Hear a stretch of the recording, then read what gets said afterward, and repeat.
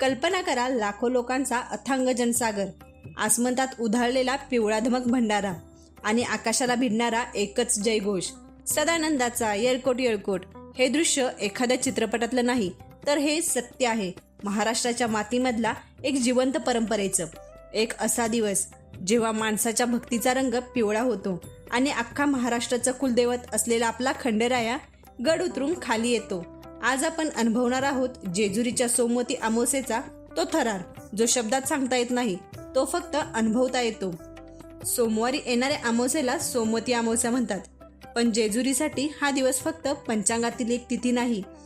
याच दिवशी श्री खंडोबा आणि म्हासाळ माता यांची उत्सव मूर्ती पालखीतून थेट करहा नदीवर पवित्र स्नानासाठी नेली जाते. पण विचार करा, उंच गडावर बसलेला देव आपल्या भक्तांना भेटण्यासाठी स्वतः खाली का येतो? यामागे लपलय तो शेकडो वर्षांचा इतिहास आणि राजा प्रजेच्या नात्याची एक अनोखी गुंफण. खंडोबा हा बहुजनांचा देव, तो रयतेचा देव आहे आणि म्हणूनच आपल्या रयतेत मिसळण्यासाठी हा देव गडाची वेस ओलांडतो. पालखी जसजशी गडावरून खाली येऊ लागते तसतसा भक्तीचा महापूर उसळतो. कोणी शेकडो किलोमीटरवरून अनवाणी चालत आलेलं असतं, तर कोणी स्वतःच्या घरची अडचण बाजूला ठेवून फक्त दर्शन घेण्यासाठी आलेलं असतं. या गर्दीत तुम्हाला श्रीमंत, गरीब, उच्च, नीच असा कोणताही भेद दिसणार नाही. इथे सगळे फक्त आणि फक्त खंडेरायाचे वेडे असतात. एखादा थकलेला शेतकरी जेव्हा उधळलेला भंडारा आपल्या कपाळाला लावतो, तेव्हा त्याच्या डोळ्यात जे समाधान दिसतं ना, ते जगातील कोणत्याही संपत्तीपेक्षा मोठं असतं. हीच ती भक्ती जी माणसाला जगण्याचं बळ देते आणि अखेर तो क्षण येतो.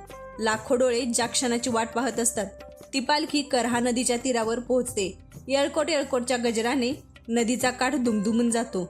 जेव्हा देवाला करहा नदीच्या पवित्र पाण्यात स्नान घातले जाते, तेव्हा आसमंतात हजारो किलो भंडारा उधळला जातो.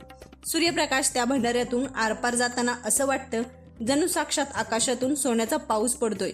जमिनीवर पिवळी चादर आणि माणसांच्या अंगावर सोन्यासारखा भंडारा.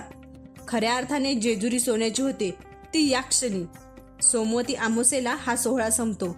लोक आपापल्या गावी परतू लागतात, पण जाताना सोबत घेऊन जातात तो कपाळावरचा भंडारा आणि मनात साठवलेली एक प्रचंड सकारात्मक ऊर्जा. ही ऊर्जा पुढचे अनेक महिने त्यांना आयुष्यातील संकटाशी लढायला ताकद देते. जेजुरीची ही माती फक्त भक्ती शिकवत नाही, तर ती समता शिकवते, ती जगण्याची उमेद देते. तुम्ही कधी जेजुरी गडावरील दर्शन आणि जेजुरीवरची सोमवती अमावस्या अनुभवली आहे का? तुमचा अनुभव कमेंट्समध्ये नक्की सांगा. जर तुम्हाला हा व्हिडिओ आणि खंडेरायाचा हा सुवर्ण सोहळा आवडला असेल तर व्हिडिओ शेअर करायला विसरू नका. आणि हो, या चॅनलला सबस्क्राईब नक्की करा. पुन्हा भेटूया अशाच एका ऐतिहासिक आणि भक्तिमय प्रवासात. तोपर्यंत सदानंदाचा येळकोट येळकोट.